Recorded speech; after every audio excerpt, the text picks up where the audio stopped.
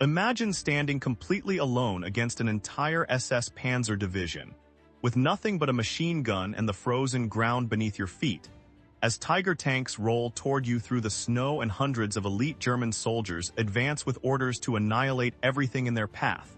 This is not fiction. This is the true story of one sergeant who refused to surrender, refused to retreat, and single-handedly changed the outcome of Hitler's last desperate gamble in the West. December 17, 1944, the Ardennes Forest, Belgium. The world held its breath as the largest battle on the Western Front erupted with apocalyptic fury across the frozen landscape.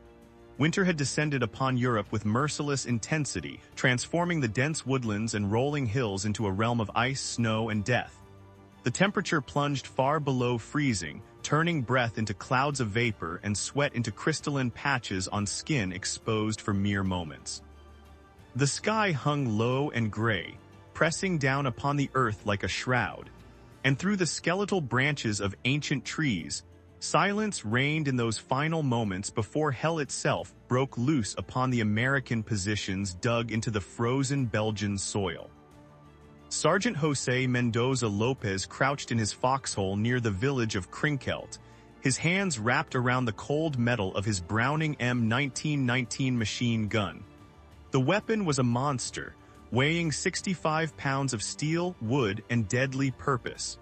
It was the kind of weapon that required a crew, not just one man. Typically, a machine gun team consisted of at least 3 soldiers, a gunner, an assistant gunner to feed ammunition belts and help with repositioning, and an ammunition bearer to ensure the weapon never ran dry during critical moments. But on this frozen morning, as the mist rose from the snow-covered ground and the darkness began to give way to a gray, lifeless dawn, López was alone. Company K had been hammered mercilessly over the preceding days. The machine gun teams that had stood beside him, laughed with him, shared rations and cigarettes in quieter moments, were gone, dead or wounded, evacuated or lying cold beneath blankets waiting for graves registration. The entire front line had been chewed up and spit out by the ferocity of the German onslaught. López was a seasoned soldier, a man who had seen combat before, who understood the rhythms of battle and the terrible mathematics of war. He knew what it meant when the forest ahead fell silent. He knew what it meant when the distant rumble of engines echoed through the trees, growing louder with each passing minute. He had learned to read the landscape, to sense danger in the quality of the quiet, to feel the approach of violence in the prickling of his skin and the tightening of his gut. And now, as he peered through the morning gloom toward the tree lines several hundred yards distant, every instinct screamed that something monstrous was coming. The German offensive had begun just hours earlier, shattering the thin American line with a force that seemed impossible. Operation Wachtem am Rhein, Hitler's last desperate attempt to split the Allied armies, seize the vital port of Antwerp, and force a negotiated peace in the West. The Führer had gambled everything on this attack, assembling a massive strike force of over 200,000 men, hundreds of tanks including the fearsome Tiger and Panther models, and concentrations of artillery that could pulverize entire towns into rubble within minutes. The offensive fell primarily upon thinly held American positions, units that were either green and untested or exhausted from previous fighting and sent to the Ardennes to rest and recover. Nobody had expected this. Nobody had imagined that the Germans, supposedly beaten and retreating across France after the Normandy invasion, could muster such overwhelming strength for a counteroffensive of this magnitude. The 12th SS Panzer Division, Hitler Youth Division, was spearheading the assault in López's sector. These were not the ragged, demoralized conscripts that Allied intelligence had predicted would be all that remained of German combat power. These were fanatical, highly trained soldiers, many of them young men raised under Nazi indoctrination, who fought with suicidal determination and showed little mercy to prisoners. They had been held in reserve, refitted, rearmed, and unleashed with orders to break through to the Meuse River at any cost. Behind them came the Tigers, 60-ton behemoths armed with 88mm guns that could destroy any Allied tank at ranges exceeding a mile.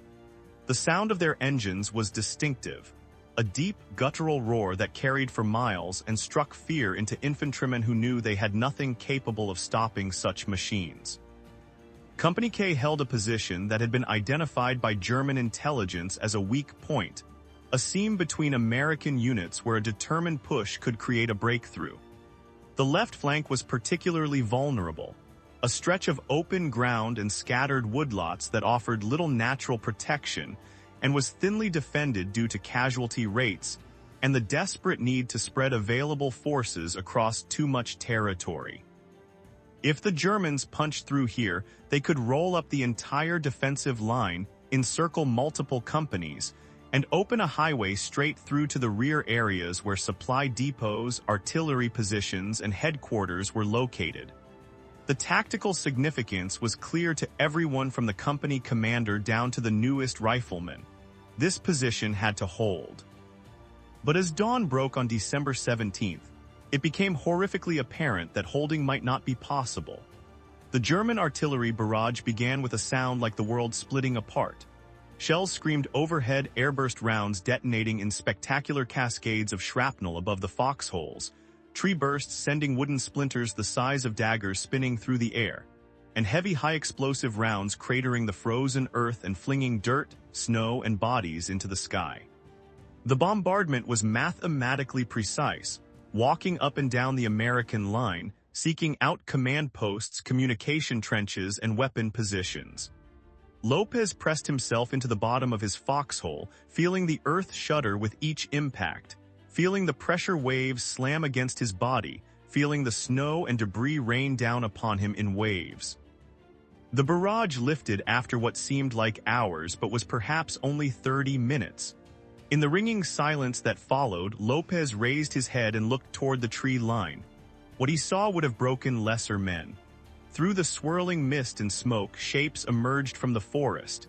Not just men, but masses of men, advancing in company-strength formations across the snow.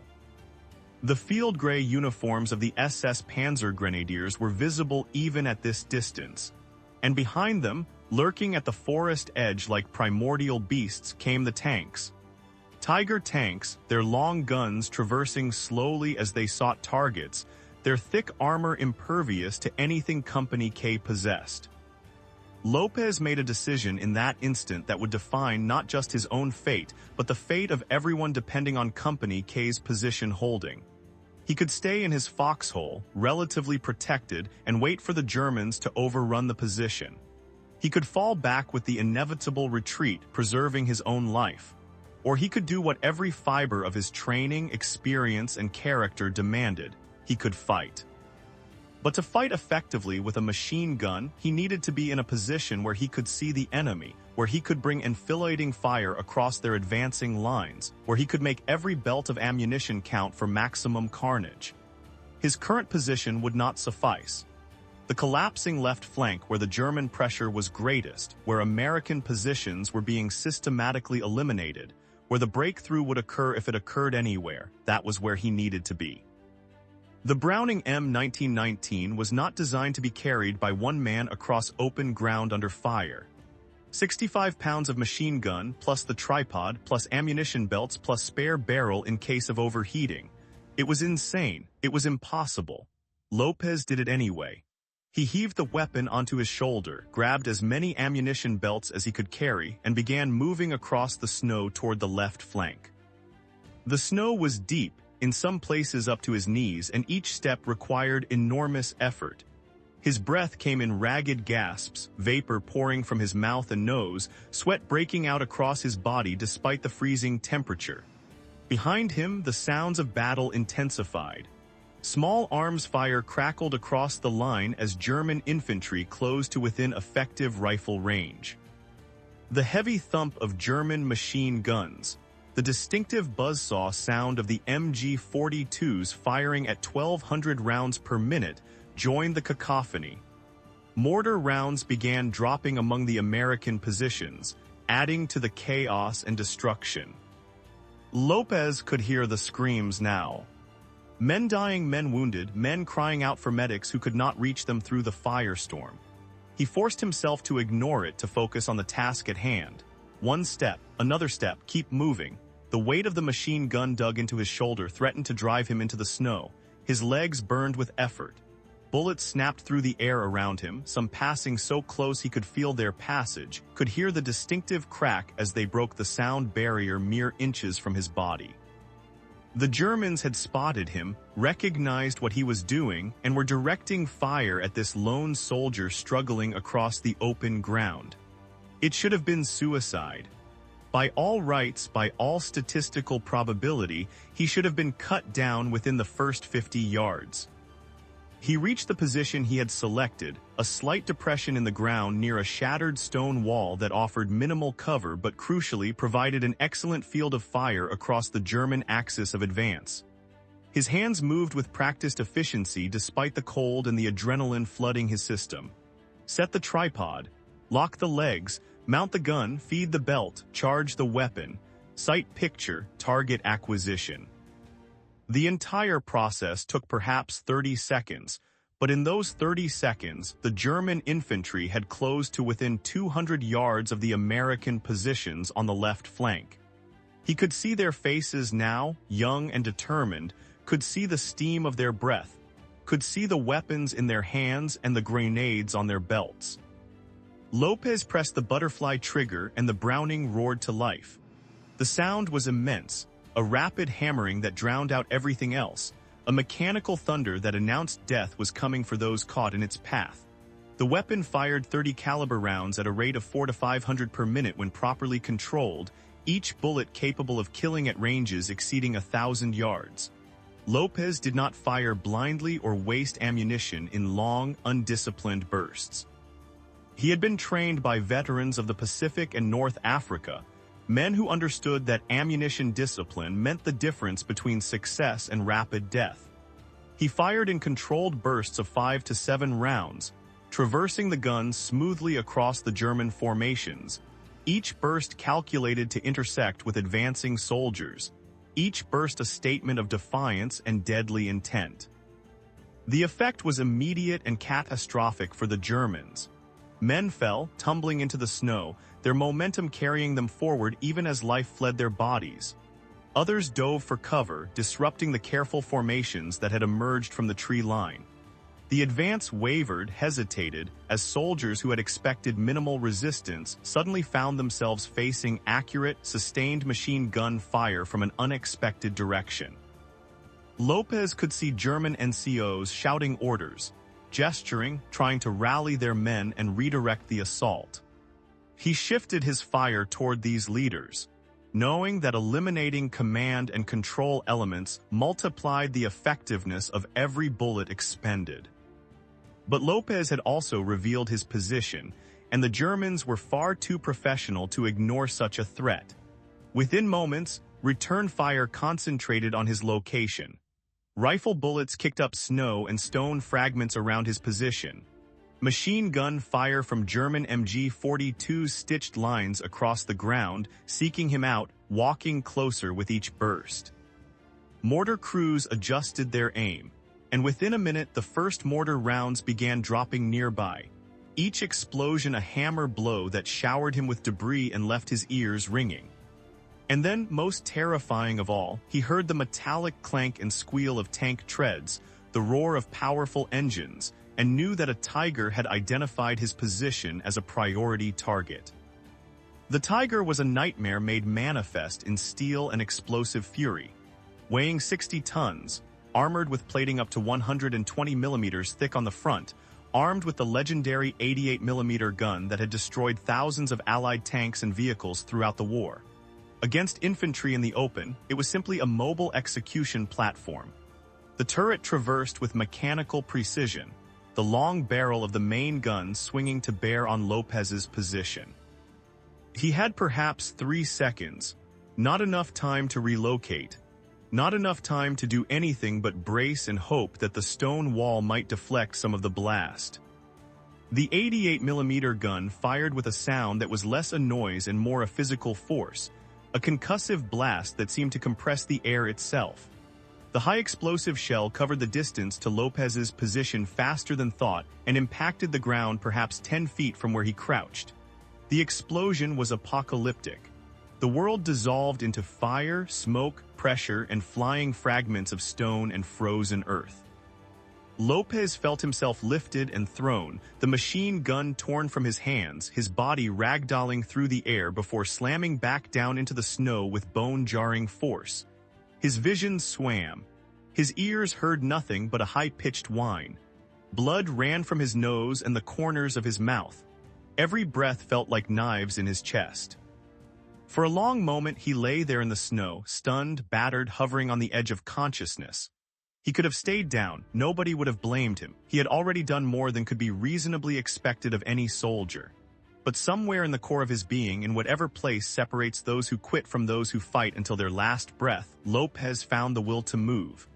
He rolled onto his stomach, shook his head to clear the fog, and began looking for his weapon. The Browning had been thrown clear of the immediate blast zone and lay half-buried, in snow 15 feet away. López crawled to it, every movement agony, every breath a reminder of the punishment his body had just absorbed. He retrieved the weapon, checked it with shaking hands for damage. Miraculously, it appeared functional. The tripod was destroyed, but the gun itself seemed intact. The German infantry, seeing the explosion and assuming the troublesome machine gunner was eliminated, had renewed their advance. They were closer now, within 150 yards of the American positions on the left flank, close enough that López could hear their shouts, could hear the officers urging them forward, could see individual equipment and facial features.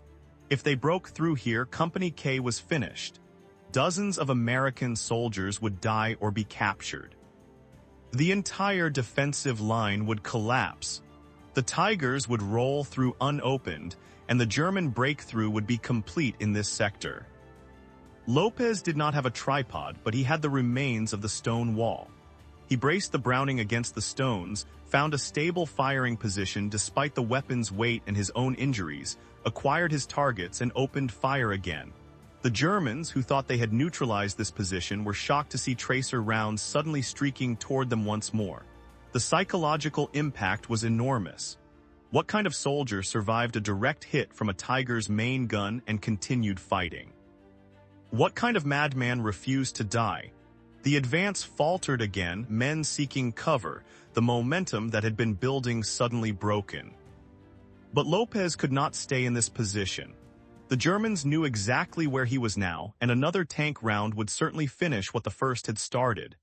As soon as he had expended the current belt and forced the German infantry to ground, he dragged the Browning to a new position 30 yards to the right, found another improvised rest, and resumed firing. This was brilliant tactical thinking born of desperation and experience. By relocating constantly, he created the illusion of multiple machine gun positions, multiple defenders, a stronger force than actually existed. German infantry officers, receiving reports of machine gun fire from different locations, calculated that they faced a coordinated defense rather than a single determined soldier, and their tactics adjusted accordingly, becoming more cautious, more deliberate, burning precious time. Time was the critical resource now. Every minute López held the Germans back was another minute for Company K to stabilize the line, to bring up reserves if any existed, to organize a coherent defense, or, if necessary, to execute a fighting withdrawal without being overrun and slaughtered. López understood this instinctively. He did not need orders from an officer. He did not need a tactical briefing.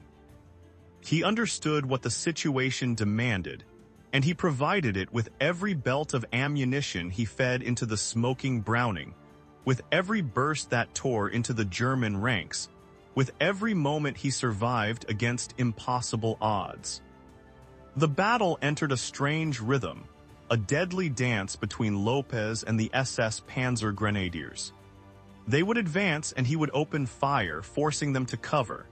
They would attempt to flank his position and he would relocate, appearing in a new location and hammering them from a different angle.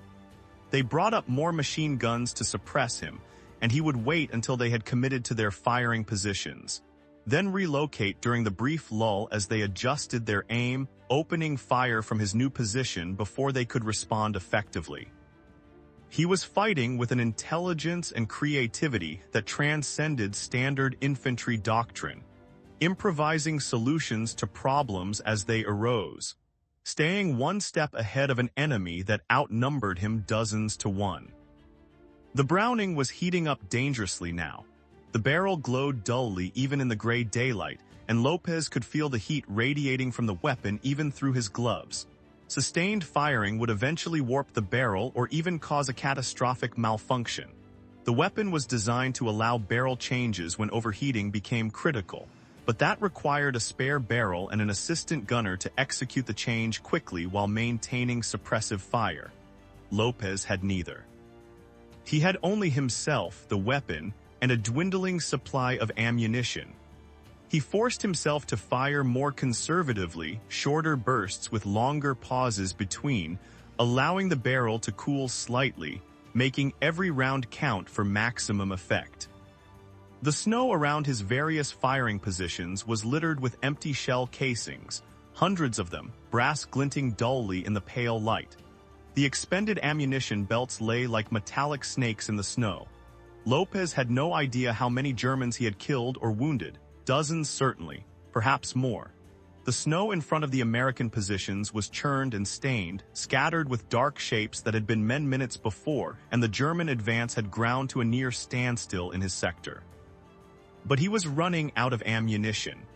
The belts he had carried with him were nearly exhausted, and there was no resupply coming. Nobody was going to dash across open ground under fire to bring him more bullets. When the Browning fell silent, the Germans would realize the threat was neutralized, and they would come with renewed determination. López scanned the battlefield with desperate eyes, looking for any source of additional ammunition. And then he saw them, bodies of American soldiers who had fallen defending the line during the initial German assault. Some of them had been machine gunners, members of the teams that had been wiped out before López had taken his solitary position. They would have been carrying ammunition. Their weapons might be destroyed or buried, but the ammunition belts, if he could reach them, would give him precious additional minutes of firepower. The problem was that these bodies lay between his position and the German lines, some of them in areas that were under direct observation and fire from enemy positions. It was suicidal to attempt retrieval. It was also necessary. López waited for a moment when German fire slackened, when smoke and drifting snow obscured vision slightly, and then he moved. He crawled on his belly through the snow, dragging himself toward the nearest fallen American soldier. Bullets cracked overhead. Mortar rounds detonated nearby, showering him with frozen earth. He reached the body, a young soldier he vaguely recognized from another platoon, now cold and still. López's hands, clumsy with cold and stress, searched the body and found what he needed, 2 full belts of .30 caliber ammunition. He took them, whispered a silent prayer for the dead soldier, and crawled back toward his position. He made 2 more such trips, each one more terrifying than the last, each one demanding reserves of courage he did not know he possessed.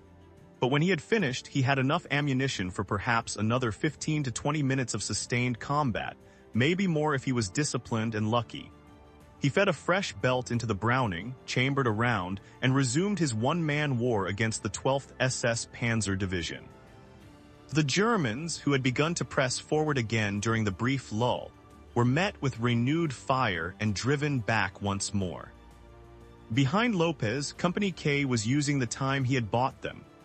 Officers were organizing a fighting withdrawal toward the village of Krinkelt itself, where defensive positions could be consolidated and where the buildings would provide cover against both small arms fire and tank guns. It was a desperate maneuver, conducted under fire, with squads leapfrogging backward while others provided covering fire.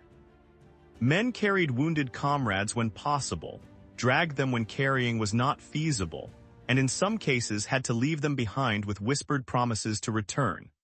The withdrawal would have been impossible under normal circumstances, would have dissolved into a rout and massacre. But López's sustained fire kept the German infantry pinned, prevented them from rushing forward to exploit the American movement, maintained just enough pressure on the attackers to keep them cautious and slow. López could see the withdrawal happening in his peripheral vision, could see American soldiers moving back in short rushes, could see the line contracting and consolidating. He understood implicitly that his role now was to provide the final covering fire, to be the last man to leave, to ensure that everyone who could be saved had the opportunity to reach the relative safety of Krinkelt. It was the most dangerous position, the place where casualties were virtually guaranteed, but López had long since stopped calculating his own chances of survival. He had crossed some threshold where personal safety became irrelevant compared to the mission, where duty and courage merged into something primal and unbreakable. The Browning's barrel was now so hot that it was visibly glowing red in places. The weapon was on the verge of failure, but López nursed it carefully, firing in the shortest possible effective bursts, allowing maximum cooling time between engagements. His ammunition was again running low, the belts he had scavenged from fallen comrades nearly exhausted. He could feel the end approaching, could sense that his time in this position was measured in minutes now rather than hours. The Germans sensed it too. Their officers had rallied the troops, organized a coordinated assault, and López could see them massing for what would likely be an overwhelming rush that would finally eliminate this impossibly stubborn defender. Company K's withdrawal was nearly complete. Most of the able-bodied soldiers had reached Krinkelt, and the remaining defenders were falling back in a final organized rush. It was time for López to go, but as he prepared to abandon his position, he saw something that froze his blood. A squad of American soldiers, perhaps 8 men, were pinned down in a shell crater 200 yards to his left. They had been part of a rearguard element and had been caught by concentrated German fire during their withdrawal. They were trapped, unable to move without being cut down, and the Germans were maneuvering to encircle and eliminate them. If López left now, those men would die or be captured. If he stayed and engaged, he might buy them the seconds they needed to escape, but he would almost certainly not survive. López made his choice without hesitation. He swung the Browning toward the German forces threatening the trapped squad and opened fire with the last belt of ammunition he possessed. The tracers streaked across the battlefield, slamming into the German infantry, disrupting their coordinated movement, forcing them to ground. The trapped American soldiers saw their chance and took it, rising from their crater and sprinting toward Krinkelt, running with the desperate speed of men who know death is seconds behind them. López provided covering fire, traversing the Browning smoothly, his hands steady despite exhaustion and injury, his eyes calculating leads and deflection angles with the unconscious competence of a master craftsman. The last round of the last belt fired and the Browning fell silent. The metallic click of the firing pin striking an empty chamber was the loneliest sound López had ever heard. He was out of ammunition, out of options, and the Germans knew it. He could hear their shouts of triumph, could see them rising and preparing to rush his position. The 8 American soldiers he had saved were nearing Krinkelt, would make it to safety. Company K had successfully withdrawn. The mission was accomplished. But José Mendoza López was still on the battlefield, alone, with an empty weapon and an enemy that wanted him dead with fanatical intensity. He could have surrendered. The Geneva Conventions guaranteed treatment as a prisoner of war. But López had heard stories about how the 12th SS Panzer Division treated prisoners, had seen evidence of war crimes and summary executions in villages they had passed through during earlier advances. And surrender was simply not in his nature. If he was going to die here in the snow of Belgium, he would die fighting. He hefted the empty Browning, all 65 pounds of useless metal and wood, and prepared to use it as a club if the Germans closed to hand-to-hand range. It was absurd. It was magnificent. It was the final gesture of a man who refused to be broken. But before the Germans could overrun his position, López heard new sounds from behind him. American voices shouting orders, the crack of rifle fire from Krinkelt itself, A Browning automatic rifle, the heavy thump of its fire distinctive and unmistakable. Company K, now reorganized in the village, was providing covering fire for their lone defender. It was not much, not enough to stop a determined assault, but it was enough to slow the Germans, to make them hesitate, to give López the opportunity he needed. He abandoned the machine gun, left it lying in the snow where it had served him so well, and began running toward Krinkelt. His legs felt like lead, his lungs burned, every breath was agony. But he ran with everything he had left, expecting at any moment to feel the impact of a bullet in his back, to fall and die within sight of safety. He reached the first buildings of Krinkelt, stumbled through a doorway and collapsed against a wall as other soldiers pulled him deeper into cover. He was alive. Impossibly, miraculously, against all odds and military probability, José Mendoza López had survived. The soldiers around him stared with something approaching awe. Word had already spread through the company about the lone machine gunner who had held the left flank, who had been hit by a tank shell and continued fighting, who had relocated repeatedly under fire and created the illusion of an entire platoon, who had bought the time Company K needed to withdraw without being annihilated. They had seen many acts of courage during the war, but this was something different, something that transcended normal definitions of heroism and entered the realm of legend. The Battle of the Bulge raged for weeks after that frozen December day. The fighting around Krinkelt and the nearby village of Rocherath continued with ferocious intensity as the Germans threw division after division against American positions in desperate attempts to break through to the Meuse River and beyond. But they never broke through in that sector. The defensive line held, buying precious time for reinforcements to arrive, for Eisenhower to shift reserves, for Patton to wheel his entire Third Army north to strike the German flank. The 6th SS Panzer Army, which had been Hitler's primary striking force for the offensive, foundered against the stubborn American defense at Elsenborn Ridge, of which Krinkelt was a critical component. The timetable for the offensive, which had been meticulously planned and which depended on rapid breakthrough and exploitation, was shattered. Days turned into weeks, and the German offensive, which might have succeeded if it had achieved its initial objectives quickly, slowly ground to a halt as Allied strength concentrated and counterattacked. Historians would later analyze the Battle of the Bulge and identify key factors that led to German defeat: the weather clearing and allowing Allied air power to decimate German columns, Patton's rapid redeployment, the heroic defense of Bastogne by the 101st Airborne.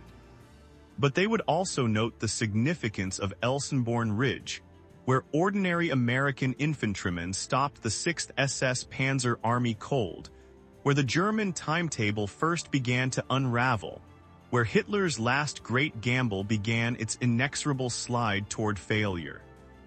And when they examined the defense of Elsenborn Ridge, when they read after-action reports and interviewed survivors, one name appeared repeatedly in accounts of the critical fighting on December 17th: Sergeant José Mendoza López.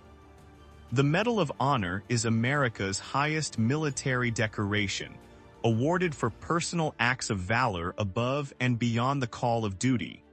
Since its creation during the Civil War, fewer than 3,600 have been awarded. The criteria are extraordinary. The act must involve risk of life, must be performed in actual combat against an armed enemy, must be so exceptional and outstanding as to clearly distinguish the individual's actions from those of comrades, and must have been performed with no alternative course of action available. José Mendoza López's actions on December 17, 1944, met every criterion. He had faced an entire SS Panzer division essentially alone. He had been hit by tank fire and continued fighting. He had relocated repeatedly under intense fire, creating tactical advantages through nothing but courage and intelligence. He had expended every round of ammunition available, scavenged more from fallen comrades under fire, and continued engaging until the last bullet was fired. He had provided covering fire that allowed dozens of soldiers to escape death or capture. And he had done all of this knowing that his chances of survival were virtually non-existent, choosing duty and the lives of his comrades over personal safety. The medal was presented to López in a ceremony months later, after the war in Europe had ended, after the final German surrender, after the world had begun the long process of counting its dead and attempting to heal its wounds.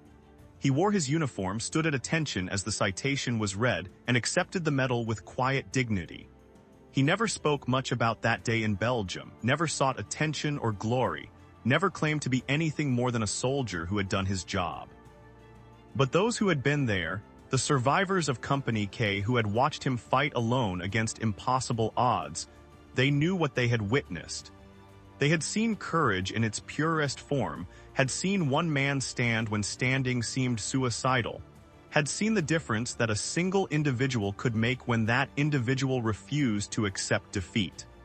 López returned to civilian life after the war, carried the physical and psychological scars that all combat veterans bear, and lived a quiet life far from the frozen Belgian forests where he had become a legend. But his story endured, passed down through generations of soldiers, studied in military academies, analyzed by historians and tacticians. It became an example of what one determined individual could accomplish, of how courage and skill could multiply force, of how the human spirit could triumph over overwhelming material superiority. In an age of mechanized warfare, of mass armies and industrial-scale destruction, José Mendoza López reminded the world that individual heroism still mattered, that one person standing in the right place at the right time with the will to fight could change the course of battles and history itself. The frozen fields near Krinkelt are quiet now.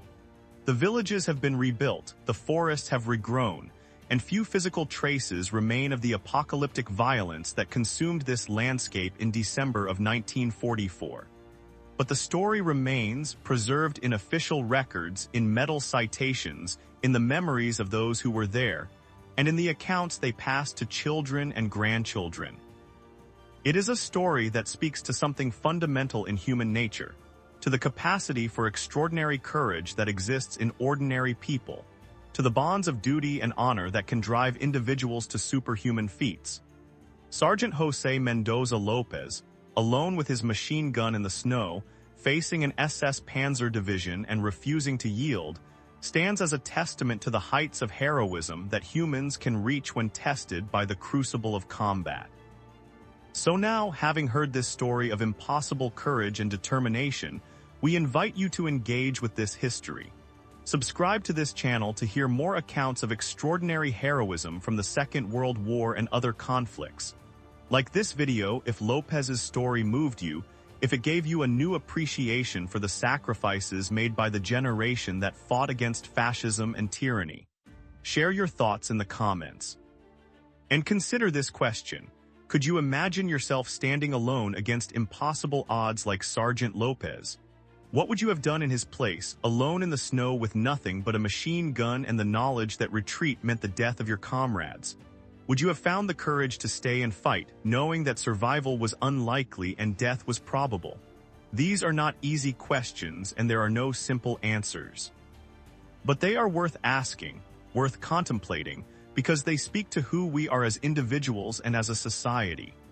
The story of José Mendoza López challenges us to consider what we are capable of, what we might do when everything is at stake, and whether we possess even a fraction of the courage that he demonstrated on that frozen December day in Belgium when one man stood against an army and refused to break.